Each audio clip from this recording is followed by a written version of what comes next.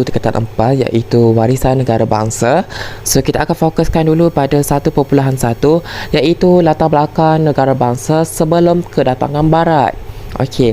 So ada berapa negara bangsa? Ada 5 iaitu yang pertama pada abad pertama adalah kerajaan Funan. Macam mana nak ingat? Ingat perkataan Funan. Funan ada F merujuk pada first. Okey. First. So, yang kedua adalah kerajaan Champa.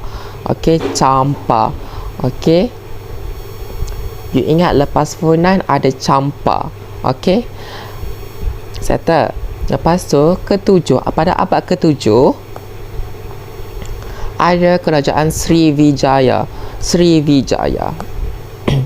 You ingat perkataan Sriwijaya ada huruf J, iaitu merujuk kepada ketujuh.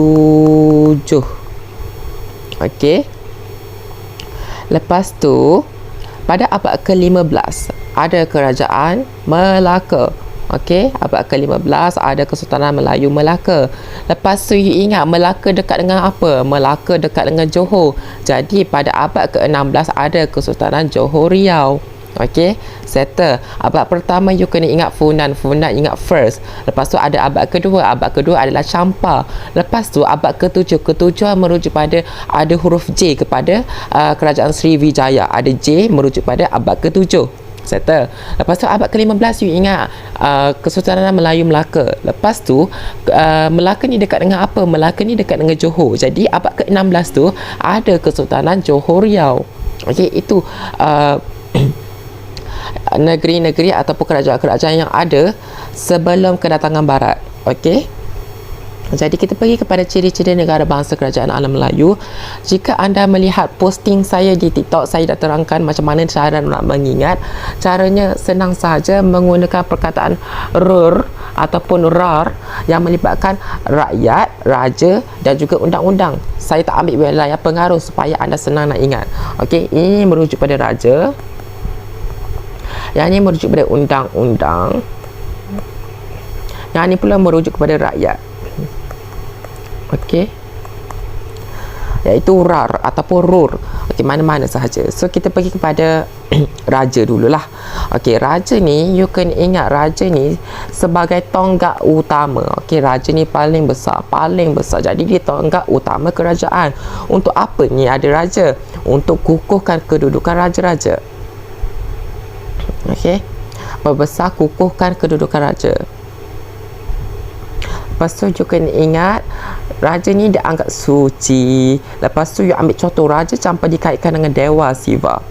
Okey, raja Champa dikaitkan dengan Dewa Siva.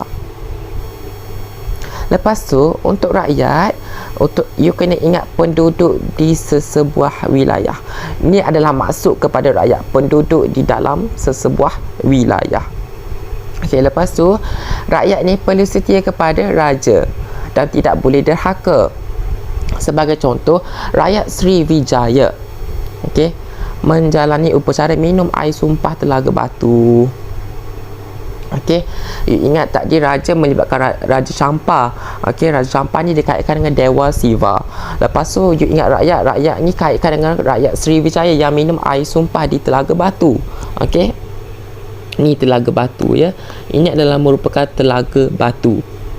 Okey, ingat perkataan raja ni orang besar, jadi tonggak utama. Lepas tu pembesar ini kukuhkan kedudukan raja. Ataupun you nak ingat yang senang, raja ni besar, raja besar ni jadi tonggak. Lepas tu dianggap suci. So you ambil contoh Raja Champa. Raja Champa dianggap sebagai Dewa Siva. Okey, rakyat you kena ingat rakyat ni penduduk di sebuah wilayah. Lepas tu dia setia kepada raja. Lepas tu tak boleh menderhaka. Okey, itu rakyat. Untuk you merujuk kepada undang-undang. Okey. Untuk apa ada undang-undang? Untuk kesejahteraan. Lepas tu undang-undang ni terpakai di wilayah pengaruh. Okey. Lepas tu menjadi panduan pentadbir. Okey.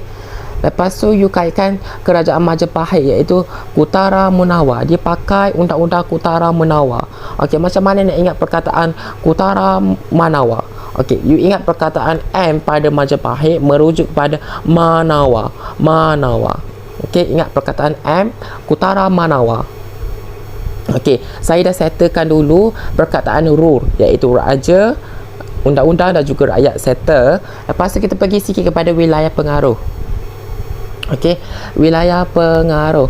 Wilayah pengaruh ni kawasan yang rakyatnya terima dan akui pemerintah seseorang raja.